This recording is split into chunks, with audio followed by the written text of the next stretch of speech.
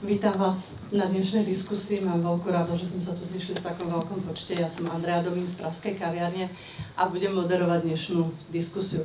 Chcem vás iba poprosiť, požiadať, pokiaľ budete mať nejaké dotazy v priebehu diskusie, neváhajte sa prihlásiť na tému, o ktorej budeme hovoriť a hostia vám samozrejme radi odpovedia na to, čo vás bude zaujímať. Dovolte mi predstaviť našich dnešných hostí. Rastio Dobrovodský, dokumentarista, scenarista, fotograf predovšetkým prírody a jej vlastných obyvateľov. Pekný večer. Do Slovenska tu máme vzácneho hostia, Marian Hladko, vyštudovaný environmentálny ekológ a dlhoročný odborník na nášho najväčšieho predátora medveďa hnedého. Pekný večer. A za Českú republiku tu máme zástupcu pána Jana Huška, dokumentaristu, scenaristu, režiséra, predovšetkým dokumentov o prírode a seriáloch a významného ilustrátora tiež. Moja prvá otázka, Rastio, pre teba. Ako si sa dostal k filmovaniu dokumentov o prírode a prečo práve Poľanám? Tak natáčanie prírody bol taký postupný proces. Ja som vyrastal v takej malej, ani nie že dedinke, to bola samota pod lesmi, kde sme vlastne mali jedinú cestu do lesa a s bratom sme sa od malička túlali a behali po horách. Zo začiatku to boli také zbojníctva, behali sme zbierať parvízy a leňová, ale popri tom sme už objavovali rôzne veci a stále sme tužili tú prírodu nejak zachytiť, dokumentovať, tak postupne sme si zohnali nejaké také, to bolo ešte za starého režimu, také tie zenity, tie fotopušky a strieľali sme s tým také zábery, ono z toho filmu často vyšiel len jeden obrázok, nejaký slušnejší, aj to tam bola taká blcha, že sme len my vedeli, autori, čo sme skutočne vyfotili. A postupne sa to tak nejak posúvalo a kúpili sme si nejaké kamery, s ktorými sme sa učili a proste ďalej sme to tak rozvíjali. No a tá Poľana to je potom až neskôršia vec, zase to šlo cez tie parohy najskôr, alebo jak sme ich zbierali, tak som si vravil, že by som chcel nejaké veľké niekde nájsť, alebo toto, tak sme proste objavili tú Poľanu a odtedy sme sa do nej zamilovali a v podstate dnes už takmer nikam inám nechodíme. A ako dlho trvá natočiť taký 52-minútový dokument o prírode? Koľko dní, hodín, týždňov? To je samozrejme veľmi dlhý proces.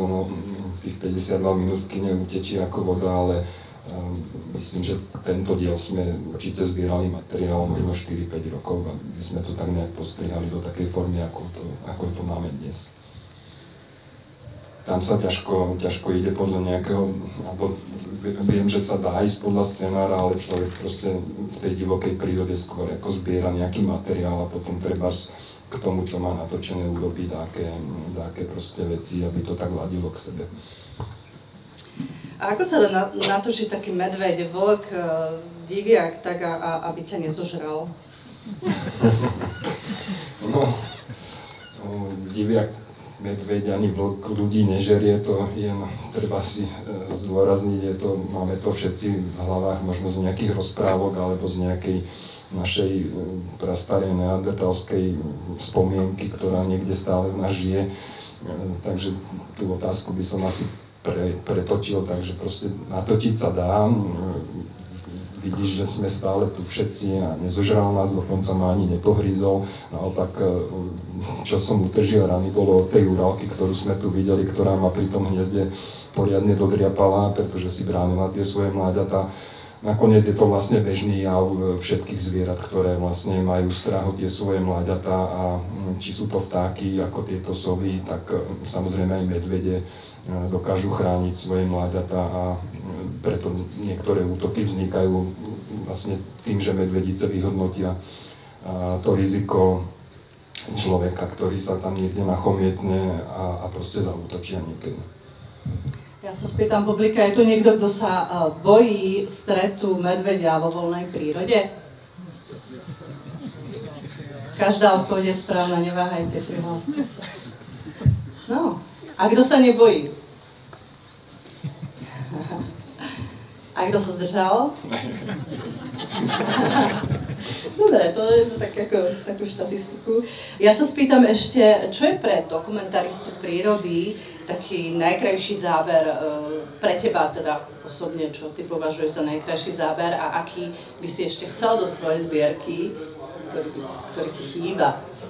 Na to sa ťažko odpovedá, najkrajší záber. No tak ja som postupom tej svojej filmárskej kariéry sa tak prepracovala k tomu, že si v súčasnosti už dosť vyberám miesta, kde chcem natáčať, že to neberiem proste nejak ľahko, že aha, tam je nejaká vyrúbaná hora, kde je do ďaleka vidieť a vidím tam proste tie zvieratá, ale idem skôr možno naopak do ťažšieho terénu a do prirodzeného lesa. Jednoducho chcem divákom ukazovať tie zvieratá v naozaj peknom prostredí, prirodzenom. Dosť mi vadí, pokiaľ by som mal v zábere nejaký zrezaný peň stromu, alebo lesnú cestu, alebo niečo podobné. Takže to je môj ideál, ukazovať tú divokú prírodu v tej svojej panenskej kráse. Tvoja trojdielna séria dokumentov Divoká polana v Medveďom vulkáne, Vlci z Polany a Jeleň Polanský bola odvysielaná na slovenskej televízie tento rok na Veľkú noc. Tie dokumenty sú krásne, sú inšpiratívne, sú edukačné, zaujímavé a posledný dokument sú práve Vlci z Polany. A to je tiež téma nielen na úrovni Slovenska, ale aj celoeurópska téma veľká teraz vlci. Aká je súčasná situácia, čo sa týka ochrany vlka na Slovensku? Tak o tej ochrany nám možno povie neskôr Majo. Vlky sú európsky chránený živočík, dobre to hovorím, Marian, a sú vlastne postavení medzi chránené zvieratá, ktoré, jak teda v Čechách, tak aj na Slovensku nemožno nejakým spôsobom oficiálne loviť. Aj keď zrovna možno v týchto dňoch budú zasadať nejaké na Slovensku komisie, ktoré nejaké kvóty v úvodzovkách budú stanovovať a uvidíme, ako to dopadne. Každopádne celoeurópsky sa troška k tým vlkom, nad tými vlkmi dvíha taký varovný prst a sú isté tlaky na to, aby nejakým spôsobom, alebo požiadavky na to, aby mohli byť začané nejak legálne loviť. Marian, ty si ako dlhoročný odborník na našu najväčšiu divokú šelmu medveďa hnedého, si bývalý šéf a zakladateľ zásahového tímu medveďa hnedého na Slovensku. Prečo dochádza v poslednej dobe k tak častým útokom medveďa na človeka vo voľnej prírode? Skôr ako ti odpoviem, tak chcem najprv pogratulovať Rastovi k tomu filmu, lebo je naozaj perfektný. No, k tým útokom dochádza teraz momentálne častejšie, možno preto, že aj my ako spoločnosť sme sa za posledné roky dosť zmenili. Tú prírodu využívame úplne inak sa k nej správame. Začali sa napríklad objavovať útoky medveďov na cyklistov. Pred možno 30 rokmi cyklisti nechodili po lesoch. Dnes je to v podstate už nový fenomén. Ľudia chodia často behávať do lesa, majú častokrát slúchadka v ušioch a keď aj niekedy im dá medvedica nejaký výstražný signál, aby sa ten človek nepribližoval, tak on s tými slúchadkami jednoducho nepočuje tú medvedicu. Ale že či sú tie útoky až tak výrazne častejšie ako v minulosti, to by som nepovedal. V rokoch 1985 až 87 bolo na Slovensku priemerne zranených ročne 9 ľudí. Minulý rok to bolo 12 ľudí za rok. Treba ale povedať, že tento rok tie útoky medveďov znova narastli. Ak si správne pamätám, tak to číslo dneska je približne 16 ľudí zranených. A to aj napriek tomu, že tento rok bolo už na Slovensku oficiálne zastrelených viac ako 86 medveďov. Zastrelili ich štátni ochranári v spolupráci s poľovníkmi. A bohužiaľ, dnes sa na Slovensku strieľajú aj také malé medveďatá, ako ste mohli vidieť v Rastovom filme. niektoré medvediatá, ktoré boli tento rok zastrelené, mali len 18 kg. No, naviažem na to, spýtam sa, aká je aktuálna situácia, čo sa týka úhynov a odstrelov medveďa na Slovensku a v porovnaní pred 10 rokmi a dneska. Tá situácia sa dosť zradikalizovala. Ja sa nebojím to nazvať normálne, že medvedím masakrom, to, čo sa deje dneska na Slovensku. Okrem tých 86 medveďov, ktoré boli zastrelené už tento rok, tak asi ďalších zhruba 30 bolo usmrtených na cestách a železniciach.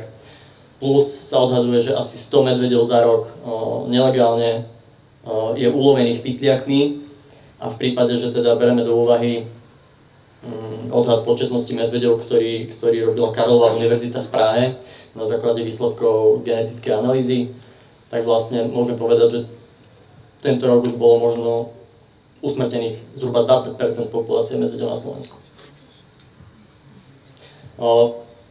Čo si pamätám, také zatiaľ najvyššie číslo za posledné roky, od roku 2000, teda konkrétne poznám tie štatistiky, tak v roku 2010 bolo zastrelených 46 medveďov. To boli medvede, ktoré boli strieľané na výnimky, ktoré vydávalo Ministerstvo životného prostredia.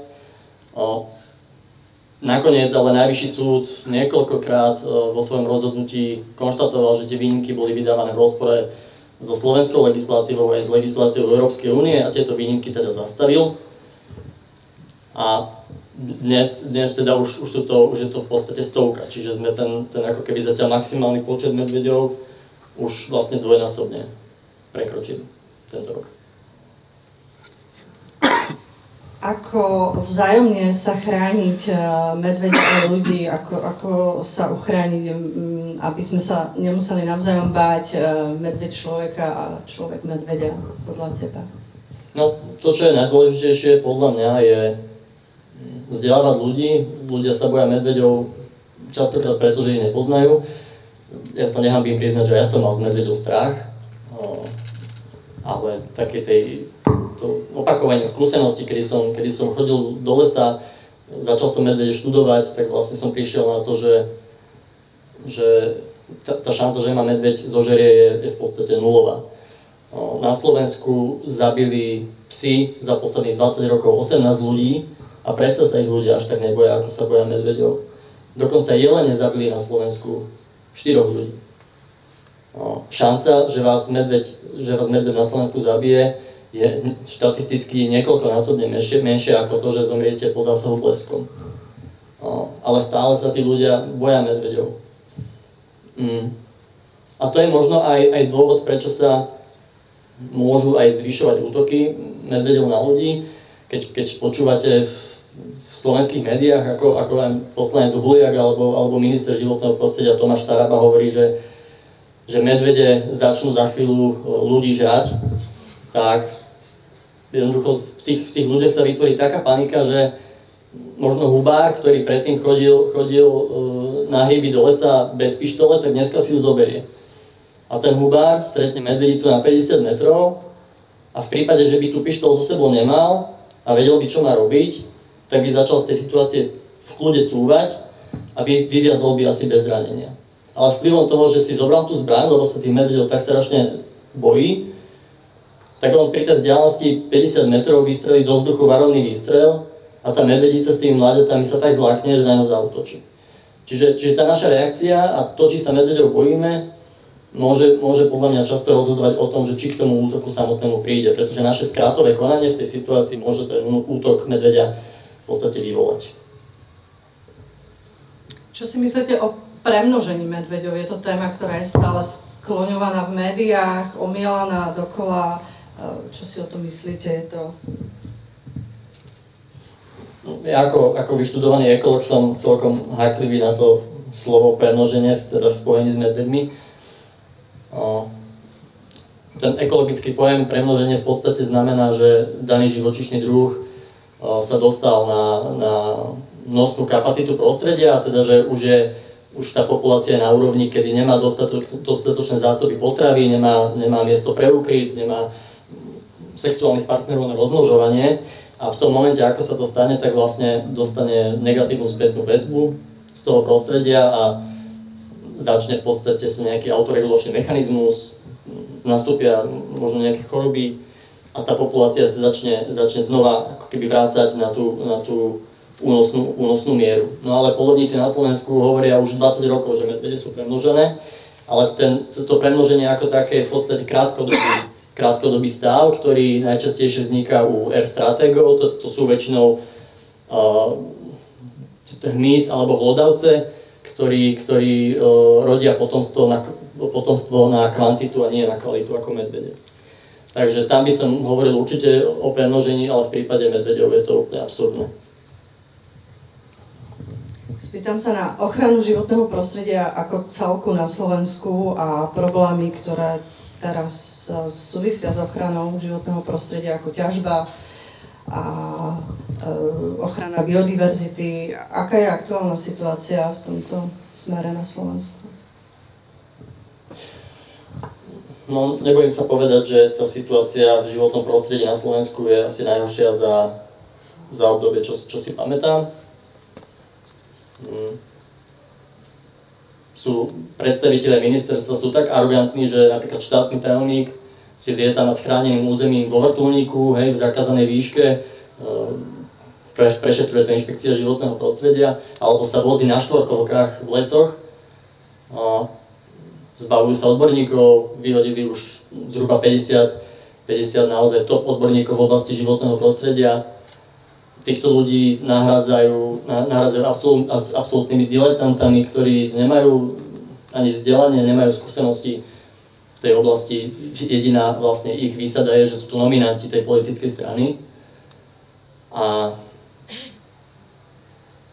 je to naozaj, je to katastrofa. No je to smutný príbeh na Slovensku, bohužiaľ, ale poďme trošku sa pozrieť aj do Českej republiky. Vy spolupracujete s Rasťom na dokumentoch o prírode aj tu v Česku. Mňa zaujal váš spoločný projekt Planeta Praha. Vedeli by ste nám niečo bližšie povedať o tomto krásnom projekte?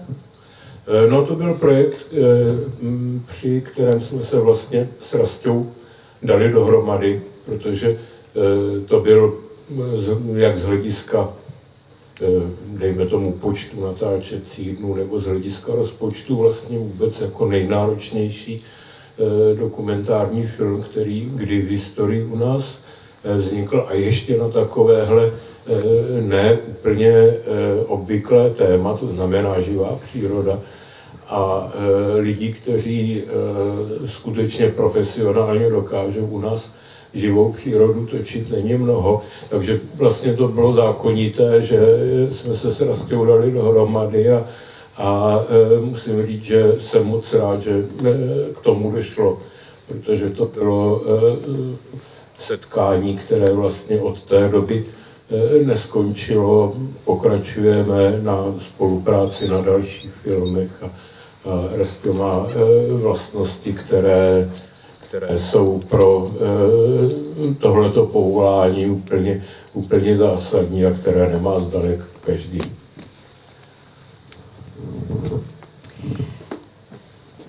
Ja len musím dodať, že to není moje povolanie, že to je stále na úrovni Koníčka Honzo a vlastne tomu venujem voľný čas, ale v pohode.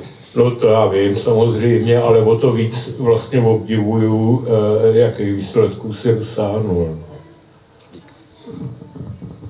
Praha je v oblasti biodiverzity unikát svetový. Je tu niekoľko maloplošných, obzvlášť chránených území. A ja sa chcem spýtať, jak v takej metropole, v hlavnom meste sa dá vytvoriť niečo takýto unikát svetový? No tak musíte mít k dispozici dostatečné horotvorné síly a stovky milionů let a potom se vám vytvoří takový relief, který právě je jedinečný, který Prahu odlišuje od většiny ostatních metropolí, které většinou leží v rovině. A díky té své geologické minulosti, díky tomu, že má tak členité a různorodé podloží, tak se v té Praze vytvořilo něco, co skutečně i ve světovém měřítku nemá obdoby. Hlavně ten Vltavský kaňon, který je vlastně nejteplejším místem Čech a na jehož svazích jsou přirozené stepy a kromě toho má Praha i tu člověkem vytvářenou, vysazenou zeleň v hojné míře. Je tady velké procento těch parků a na okrajích města i původních lesů, takže ta Praha skutečně, zejména teda v kontrastu s tou okolní kulturní krajinou, která dneska už je vlastně taková poušť, je to takové sterilní území z hlediska jak rostlin, tak živočichů, tak ta pestrá členitá Praha je takový ostrov té rozmanitosti života v tomhletom fádním moři. Já jsem, když jsem poslouchal Rastu před chvíli, jak říkal, že nejradši točí taková místa, kde není ani pařez, ani silnice, ani drát, tak teprve jsem musel ocenit, s jakým sebezapřením musel teda točit v Praze, kde se ty silnice přece jenom občas vyskytnou a přesto, že to asi teda točil s takovým odporem, tak to natočil tak pěkně. Skutočne sú tu krásne, obrovské sady a pastviny plné oviec, čo v takejto metropoli len tak sa nevidí. Dobre, ja sa spýtam, samozrejme aj v českých médiách počúvame o medveďoch na Slovensku. Ako vnímajú českí turisti, českí občania túto situáciu, čo sa deje s medveďmi na Slovensku? No to je ošemetná otázka, já se necítím vůbec kompetentní. Já jsem medvěda viděl jednou v životě z rychlíku téměř doslova a rád bych ho viděl, ale ne zase úplně jako tak zblízka, jako ho zná Rastio nebo Marián, ale skutečně se necítím kompetentní. My tady máme samozřejmě taky jako svoji medvědí historii, kterou všichni dobře znáte, která spočívá v tom, že ze Slovenska do Beskyd k nám občas migruje nějaký medvěd a je to potom jenom otázka dnů nebo týdnů, kdy ho nějaký myslivec odstřelí. Takže tady prostě ten názor na medvědy je asi ne úplně tomu nakloněný. Já to na jednu stranu chápu, protože všechno to začíná tou malou informovaností těch lidí. Proto si myslím, že je taky tak důležité, aby takovéhle filmy a takovéhle akce tady byly co nejčastěji, ale je to fajn, že se to podniká pro pražskou kavárnu, ale ta myslím není tak bezprostředně ohrožená střetnutím s medvědem, jako spousta lidí, ať už na moravské straně slovenských hranic, nebo potom hlavně na Slovensku. Chtělo by to takovouhle osvětu co nejvíc šířit na těch místech, si myslím. No. Páni, výzva pre vás. A máme tu početné české publikum, tak budeme velice radi, keď nám poviete nejaký váš názor alebo skúsenosť tiež, tak nech sa páči, môžete sa tiež k tomu vyjadriť. Ja sa ešte spýtam, na čo sa môžeme tešiť, čo pripravujete aktuálne spolu s Rastom? No, jak jsem říkal, Rastio už je teďka neodmyslitelnou součástí našeho týmu, což jsem velice rád, že s ním můžeme počítat. Teď dokončujeme několik spíš kratších filmů, ale zároveň máme roztočený jeden dlouhodobý projekt. Zase by mělo jít o celovečerní film, podobně jako v tom případě toho pražského filmu, ale doufám, že mě odpustíte, že nebudu moc zacházet do podrobností, ani ne tak z pověrčivých důvodů, ale mám zkušenost, že když je takovýhle dlouhodobý projekt, tak čím víc o tom člověk mluví, tak zároveň se vlastně vytrácí taková ta energie toho projektu a někdy úplně jako doslova vykecá vlastně tu energii ještě předtím, než se podaří ten film natočit a dokončit. Takže konkrétnější zatím s dovolením nebudu. Pani, otázka pre všetkých. Nejaký stručný a účinný návod na správanie sa v prírode obecne a pri stretnutí sa s medveďom. Chceš prvý, či?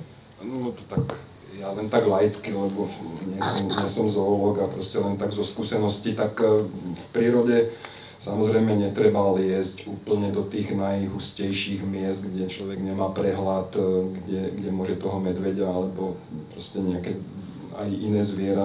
Ja osobne si myslím, že zranený diviak je o mnoho nebezpečnejší. Už som sa s ním raz potúval, bol postrelený po polovačke a nebolo to veľmi príjemné.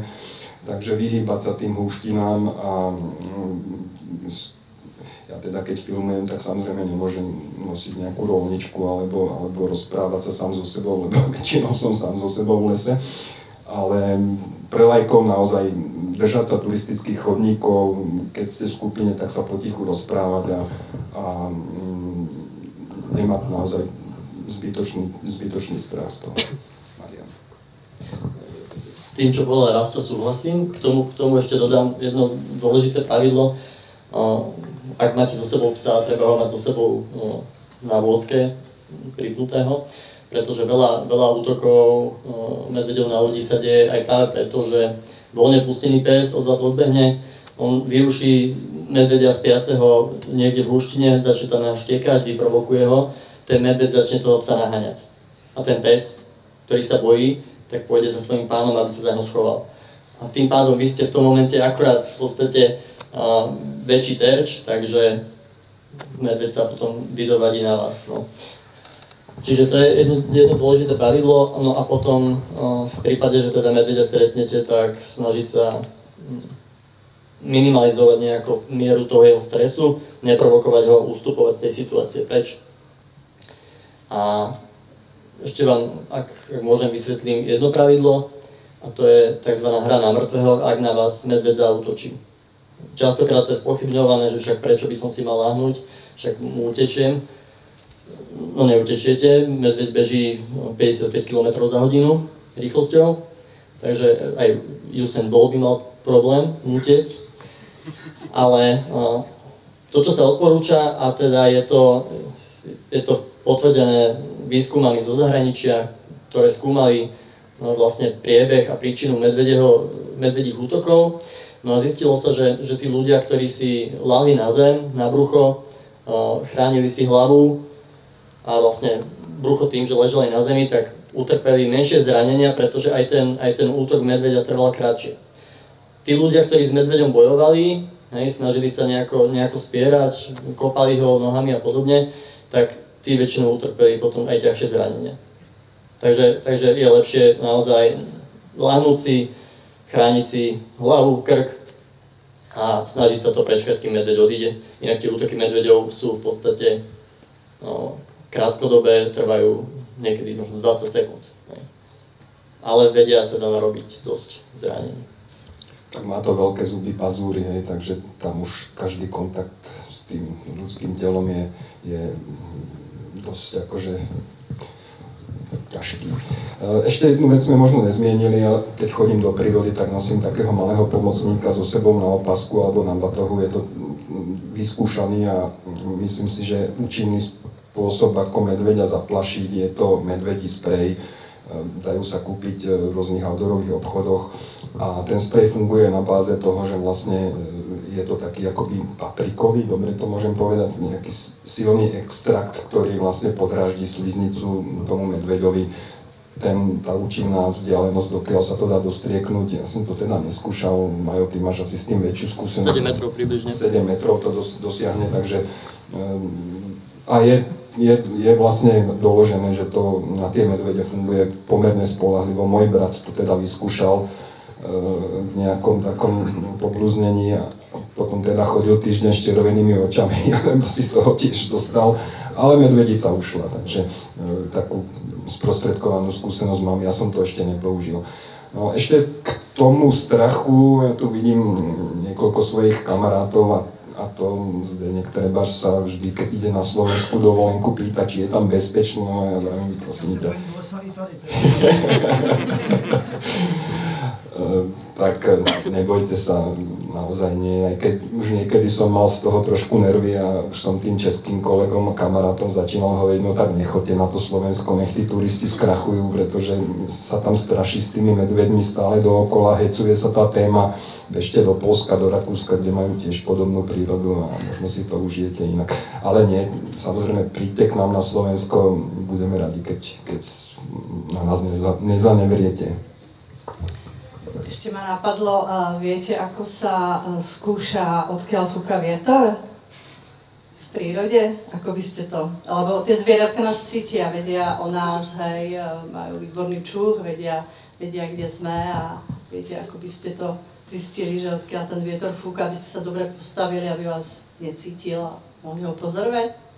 Andrejka je múdra, lebo som vám bola robiť jednu reportáž na Polane pre ja vám poviem, ako to robí Rastio. On má bublifu. Vždycky fúkne do bublifuku a kam letia bublinky, tak vie, že odkiaľ ten vietor fúka. To má také ako napadlo. Detská záležitosť. Hej, že vytiahol bublifuk na medvede, no dobré. No. Tak, ja sa ešte spýtam, alebo poďme teraz teda na tú veselú tému, už keď sme prepli a páni, vy ste teda veľmi často v prírode, určite častejšie než my, tak dajte každý nejakú veselú príhodu z prírody.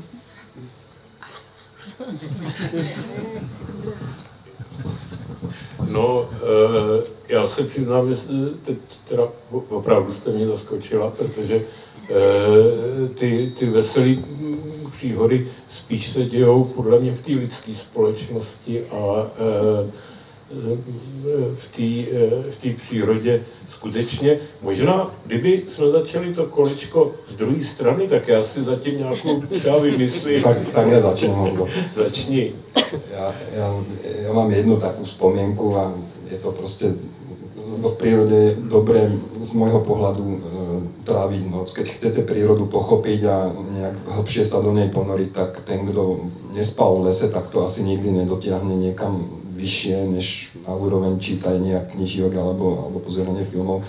Takže choďte do lesa, do prírody, zoberte si spacák, spíte tam, je to naozaj perfektná terapia. No a pri tom spaní sa mi stala taká príhoda, že vlastne samozrejme mám tam batoh, nejaké jedlo so sebou zbalené a to. A raz v noci proste počujem pri tom batohu taký šúchot vedľa hlavy som ho mal a keď som zasvietil čelovkou, tak som videl lišiaka, ktorý prišiel úplne blízko a hrabal sa mi v tom batohu a zožral mi, mal som tam takú fajnovú praskú šunku, vlakovo zabalenú, tak som na raňajky potom mal len suché rohlíky, ale dopadlo to dobre, ja som ho zaplašil samozrejme.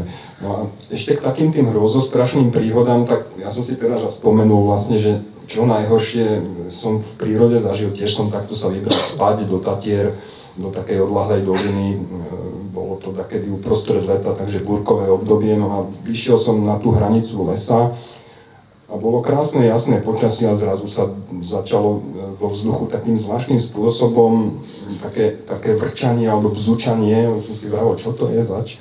Ale to zrejme prichádzajúca búrka vytvárala nejaké také zvukové kulisy, no a za chvíľku to začalo šľahať.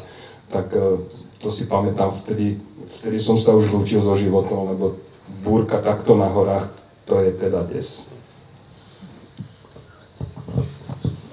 To bylo veselá příhoda. Veselá a krátka. No mňa napadá taká medvedia. príhoda, keď sme pri medveďoch. A to bolo, ak si dobre spomínam, v roku 2020. Ešte keď som bol v zásahovom týme a v jednej lokalite, volá sa to Jasenská dolina, vo Veľkej Fatre, tak tam sme plašili medveďa, ktorý chodil pravidelne na veľkokapacitný kontajner, aby požeral odpadky. A teda sme tam na toho medveďa čakali, prišiel, začali sme ho plašiť a v tom som si všimol, že tam prišlo nejaké auto, nejaký mladý párik. Tak som sa k nim vybral a som im povedal, že dobrý deň, štátna ochrana prírody. Plašíme tu momentálne medveďa, bolo by dobre, keby ste to miesto opustili, ak to nemusíte byť. A chlap na mňa pozrie, že a môžeme aspoň dojesť pizzu? Ja som si vtedy uvedomil, že veľa ľudí sa asi teda medveďov nebojí. No? No já jsem se přiznám zatím teda ani si na žádnou moc veselou historku nevzpomněl, ani jsem si dokonce žádnou nevymyslel. Jsem špatný scénárista, ale trochu mě inspirovala Rastio, když říkal tu svoji děsivou historku. Tak vlastně moje nejděsivější historka z přírody byla taky v noci v lese, akorát, že to nebylo na Slovensku, bylo to v Kambodži a ten strach plynul z toho, že tím lesem kolem nás chodil tygr. A to byl opravdu jako hodně silný zážitek, ale zároveň jsem si uvědomil, že vlastně jednak to, když člověk ví, do čeho jde, když ví, že jde do lesa, kde žijou tygři, když ví, že jde do lesa, kde žijou medvědi, tak vlastně už má napůl vyhráno, protože ví, jak se má chovat, nebo aspoň nějaký pocit zodpovědnosti to v něm probudí. A ty, jak si říkal, že vlastně mnohem nebezpečnější může být třeba divoký prase, tak to já znám taky na vlastní, ne kůži, ale z vlastní zkušenosti, protože u nás, já bydlím ve vesnici kousek za Prahou a tam je spousta prasat a když chodíme do lesa se psem, tak prostě do toho lesa jdeme s tím vědomím, že jdeme do lesa se psem do lesa, kde jsou divoký prasata. A podle toho se člověk chová a nikdy se nám nic nestalo, i když jsme třeba někdy to prase vyplašili. A myslím si, že s tím medvědem je to v podstatě stejný. A zároveň ještě abych se vrátil k té svý historce s tím tygrem, tak vlastně jako ten výsledný pocit z toho je strašně jakoby povznášející, dejme tomu, že člověk protože zároveň jsem slyšel spoustu historek, kolik v té Kambodži ty tygři sežrali lidí a docela nemám důvod tomu nevěřit, ale to, že člověk jako může být prostě součástí něčeho takového a stát se jako jedním z aktérů takového přirozeného dění v přírodě, tak minimálně v tu chvíli, možná jsem to tak jako neoceňoval, ale minimálně ex post, mně to přišlo vlastně strašně prima. A myslím si, že s těma všema ostatníma zvířatama, včetně medvěda, je to vlastně stejný. Áno, ja na to nadviažem, lebo je to veľmi taký ťažko opísateľný pocit, keď spíte v lese, v ktorom viete, že sú tam medvede, že chodia blízko vás a že vlastne vás nezožerú v noci, lebo nemajú dôvod prísť k vám, dospať sa ako vás zožerať vás. Takže je to také poznášajúce naozaj a človek potom ten strach tak trochu zapudí a stratí. Ja by som ešte doporučila zavesiť sa medzi dva stromy do hamaky, to je úplne za mňa top v lese. A ešte sa vrátim k tým medveďom a otázku, som dala asi tebe, Majo. Prečo sa tí medvedi približujú čoraz viac a viac k tým ľudským obydliam? No, to má viacero príčin a teda zohrávajú tú úlohu viaceré faktory. Častokrát sú to napríklad nezabezpečené odpady. Ja si pamätám, že keď sme začínali teda formovať ten zásahový tím, to bolo v roku 2019, tak prvé, čo sme vo Vysokých Tatrách urobili, je, že sme zmapovali všetky odpadkové koše. A zaujímalo nás, že koľko percent tých odpadkových košov v Tatrách je zabezpečených proti medveďom tak, že sa do neho nedostanú a koľko tých odpadkov je voľne prístupných. A po tej analýze sme začali teda reálne sme sa snažili o to, aby tí ľudia a tie firmy si tie odpady zabezpečovali. No a v tých rokoch tam bolo zhruba 202 hlásení o medveďoch každý rok. Hej? Že za rok ľudia 202 krát volali na políciu alebo niekomu inému, že v meste Vysoké Tatry je medveď.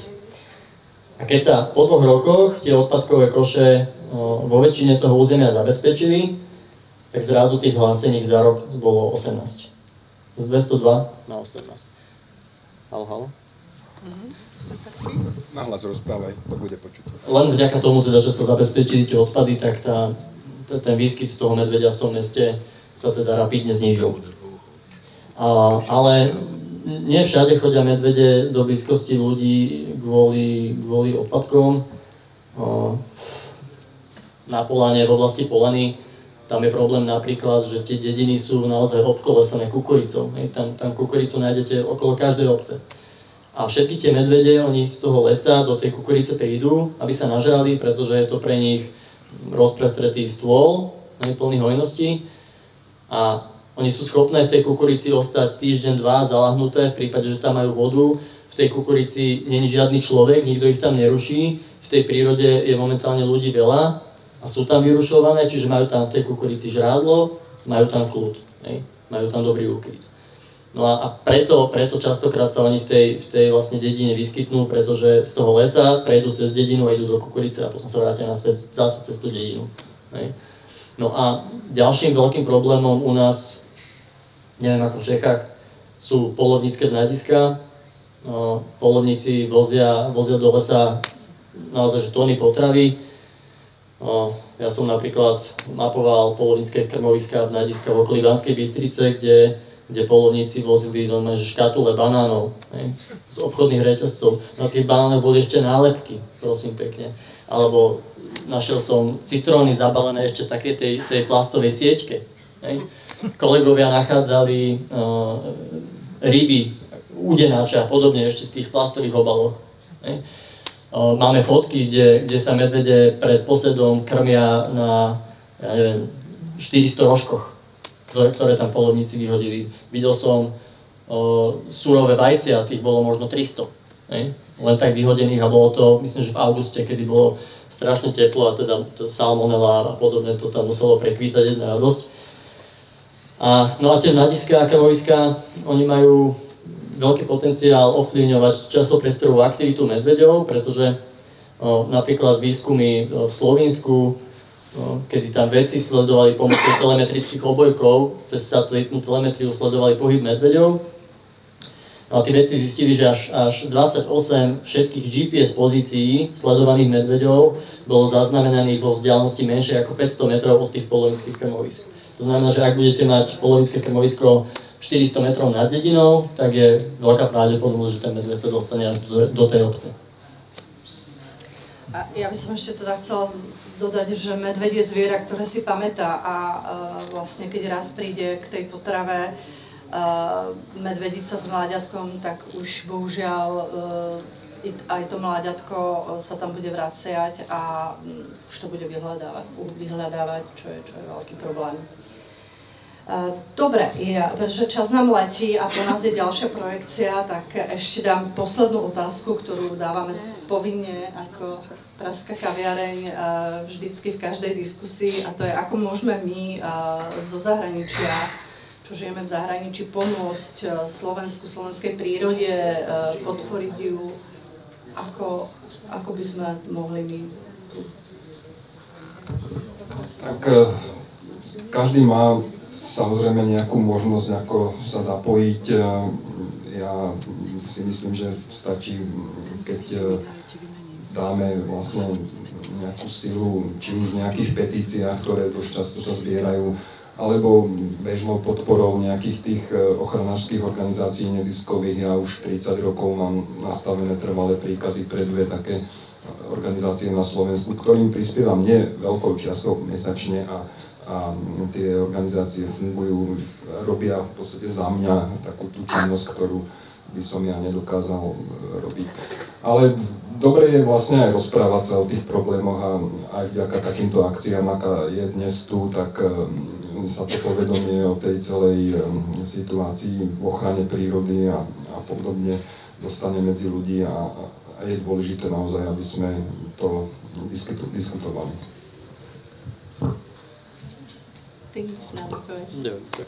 Dobre, tak ešte by som dala priestor vám, spýtajte sa, čo vás zaujíma, dajte nám hosťom nejaké dotazy. Mikrofón. Kričte, lebo nemáme mikrofon druhý. Mě zajímá zvuk, jak jste dělali. Já jsem v tom filmu oproti ostatním jakoby víc slyšel, jak se tam ťapkají ty zvířata, jak se mávají křídla a bylo to takový něco, na co nejsem zvyklý. Zajímá mě, jestli máte akorát nějaký dobrý mikrofon, nebo jestli to je spíš jako umělecký vytvoření tady toho, abyste si s tím vyhrál. Úplne všetko tu asi nechcem prezrádzať, no mal som aj výborný mikrofón, máme tu nášho parťáka Jirku Petra, ktorý mi taký metrový mikrofón dosť často požičiava, ťahám k tomu 20-metrové káble, veľakrát to proste mám rozložené, takže ten zvuk je zachytený čistý, ale sú aj momenty, kedy človek na to nemá čas a musí sa to potom riešiť nejak postprodukčne v tom zvukovom štúdiu. Mal som šťastie na dobrého zvukára, s ktorým som robil vlastne všetky tri filmy, taký mladý chalan v Bratislave a vidieť, že to vie. Počujte, to vie. Môžem sa spýtať, že kde by sa dalo k tomu filmu ešte dostať? Jakoby tí, čo tu neboli, alebo či sa bude ešte niekde, dostane sa do kín, do televízie? Slovenská televízia to určite bude ešte vysielať, väčšinou pri takých príležitostiach, ako je nejaká Veľká noc, Vianoce alebo podobné sviatky, tak dávajú všetky 3 diely. A aktuálne môžem prezradiť, že jednáme s Českou televíziou o tom, že by tie diely prevzala, ale tam už to bude nahovorené v českom jazyku a kto vie, možno Honza Hošek bude režírovať české znenie, toho uvidíme. Najprv som vám chcel pogratulovať krásnemu dokumentárnemu filmu. Ďakujem. Pre mňa jediné negatívum, príliš bol krátky ten film. Ja som privítal ešte raz takú metráž.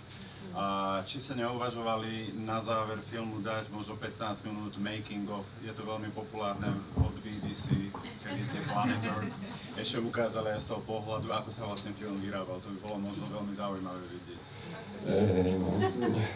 Tak tej dĺžke, tá je daná vlastne tým, že sme to robili koprodukčne pre Slovenskú televíziu a to vysielacie okienko je 52 minút a tie filmy majú všetky presne tú dĺžku, takže už nič ďalšieho by tam nevošlo. Ja som naopak strašne bojoval s tým časom, pretože a to som mal aj Honzu Hoška vždy u toho každého dielu u seba, aby mi pozrel nejaký ten hrubý materiál a vždycky sme to zošlehali úplne dolu. Vlastne teraz pozerám na Zdenka Buka, ktorý tu sedí tiež, ktorý robieval takéto dočisťovanie, lebo autor, ktorý to hlavne natočí, tak má k tým záberom taký vzťah, že to nechce vyhodiť a naozaj k tomu treba ostrý nôž niekoho nestranného, aby to bolo na tú požadovanú dĺžku. Ďakujem. Ešte otázky? Máme už aj mikrofón druhý. Dobre, keď nie, tak sa chcem ja niečo možno opýtať, ale nezapnem ho. Švici, ale nebaví. Haló. Zle stojím. Tu? Vy ste vravel, že my pražská kaviareň sa nemusíme báť medveďov. My sa medveďov nebojíme, lebo sme naškolení od našich skúsených kolegov. Ale boja sa možno ľudia na Slovensku sa proti tomu obrániť, aby neprišli o miesto, aby neboli stíhaní, aby nemali nejaké iné postihy. A toto je práca nás zo zahraničia, že sa snažíme pomáhať a vzali sme si túto tému ako za jednu z vecí, ktorú pomáhame riešiť. Samozrejme, nevyriešime to my. ale pomáhame kolegom na Slovensku a je to len jedna z vecí, ktoré riešime a snažíme sa byť nápomocní. Ja som tu nebola, keď Andrea sa pýtala, ako my vieme byť zo zahraničia nápomocní, napríklad aj pri takejto téme. A neviem, ako veľmi pomôžeme tým medveďom tým, že pomáhame kolegom, ale máme aspoň dobrý pocit, že sme niečo urobili, že nám to nebolo ľahostajné, lebo máme radi presne túto prírodu, máme radi chodiť do lesa a máme radi zvieratá. Takže to je len môj ako bonus k tomu, že tá naša spolupráca už chvíľu trvá. Dostávame nejaké informácie potom z prvej ruky, zo Slovenska, čo sa deje. A keď sme sa bavili o tom, že aj na európskej úrovni by sme to potom ďalej riešili, tak všetko má nejaký proces a aj tá ochrana prírody má nejaké legislatívne postupy. Ale nebola som tu v tej chvíli, keď vám chlapci hovorili, čo my zo zahraničia môžeme robiť. Možno za rok, 2 vy budete radi, keď vám niekto bude pomáhať zo zahraničia v Česku. A toto je naša snaha urobiť aspoň takéto maličké veci, čo môžeme aj k ochrane prírody. Takže neviem, či ešte Andrejka má niečo pripravené, ale rozumela som, že to bola posledná otázka, tak? Ja by som ešte dala veľmi rada priestor, keby sa niekto chcel opýtať. Nie otázku, ale na doplnenie, že aktuálne sa dá podpísať petícia na odvolanie ministra životného prostredia. Chýba tam ešte nejakých 3000 hlasov. Áno. 25 000, tak musím. A ešte by som vám rada dala do pozornosti veľmi skvelú facebookovú stránku, ak ste na Facebooku, volá sa Mek Medveď. Ja osobne som nikdy nebola tak zainteresovaná do ochrany prírody ako teraz, ale tam sa dočítate strašne veľa vecí aj o tých vnadiskách, aký vplyv to má na tých medveďov a napríklad môj švagor je poľovník a včera som sa s ním na tú tému v Nemecku bavila na tú tému, veľmi podobné veci sa tam dejú ako u nás, ale čo ma zaujalo, že oni mi hovorili, vieš, niekedy sa rodil 1, 2 mláďatka a teraz majú 3 mláďatá ako medvede, že to je to nebezpečné. Ale keď som sa rozprávala s múdrymi kolegami, oni mi vlastne vysvetlili, prečo sú 3. Lebo vlastne majú dosť potravy a tak ďalej, ale to asi Majo by skôr vedel priblížiť. Ja idem, takže neruším. No tie medvedice, oni aj predtým rodili napríklad 4 mláďatá, len problém je v tom, že medvedica, ktorá nemá dostatok potravy, tak ona tie medvediatá nevie odchovať a tie medvediatá uhynú. Hej. Takže z tých 4, ktoré sa kedysi tiež rodili, tak väčšinou prežili možno 1, 2. Tá situácia je dnes iná, stále medvedica porodí, dajme tomu 4 mláďatá, ale prežijú 3 alebo aj 4. A to práve z toho dôvodu, že majú dostatok potravy.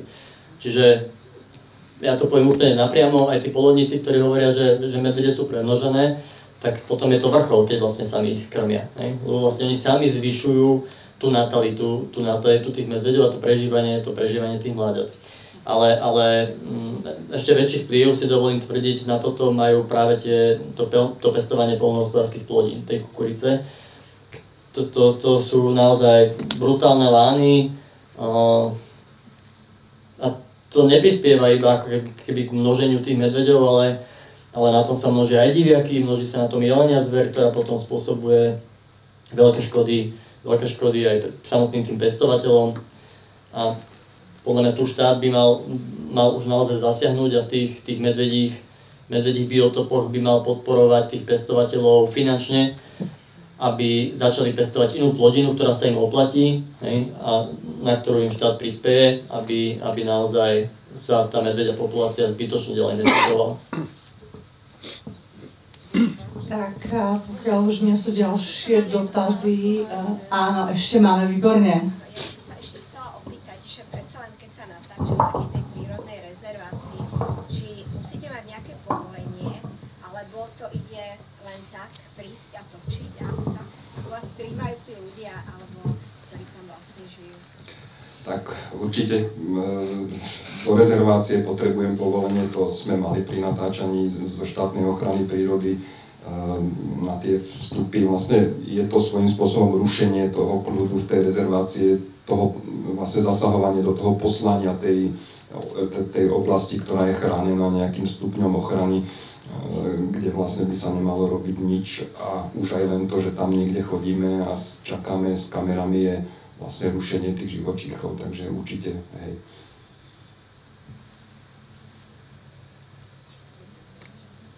Já bych se jenom chtěl zeptat, proč se, nebo já to vlastně jako Čech vlastně vůbec nechápu, proč se stalo z těch medvědů takový jako politický téma na tom Slovensku? No pretože spoločnosť reaguje na strach. Hej. Strach je v podstate niečo, čo je hybnou silou. Na strach reagujú médiá, hej. Čiže tí politici to začali práve ten strach tých ľudí zneužívať.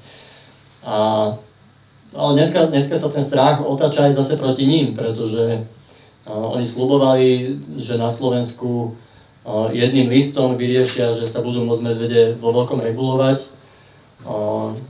To sa im nepodarilo, dneska im to práve tí ľudia, čo ich volili, dneska im to vyčítajú, že však ale vy ste slúbili.